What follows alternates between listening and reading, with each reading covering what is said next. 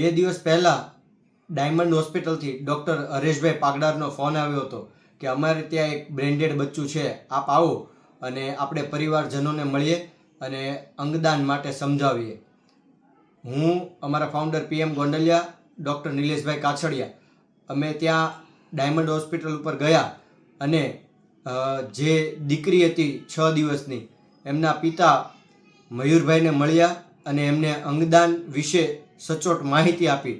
આ અંગદાન શું કામે કરવું જોઈએ એમના માટે એમને પૂરતી સમજ આવી અને તેઓ એગ્રી થયા અને એઓએ પરિવાર સાથે મળી અને અંગદાન માટે સંમતિ આપી.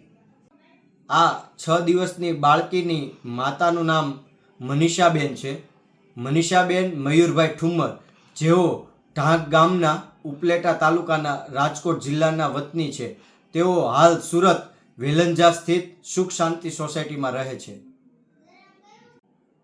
આ અંગોનું દાન IKDRC અમદાવાદ દ્વારા બંને કિડનીઓનું અને નાણાવટી હોસ્પિટલ મુંબઈ દ્વારા લીવરનું તેમજ સુરતની લોકદ્રષ્ટિ ચક્ષુ બેંક દ્વારા ચક્ષુઓનું દાન સ્વીકારવામાં આવ્યું હતું. આ અંગદાતા બાળકીના પિતા મયુરભાઈ, જેઓ પ્લમ્બિંગનું મજૂરી કામ કરે છે અને પોતાના સહપરિવારનું ગુજરાન ચલાવે છે, જેઓ વેલંજા સ્થિત સુરત ખાતે રહે છે.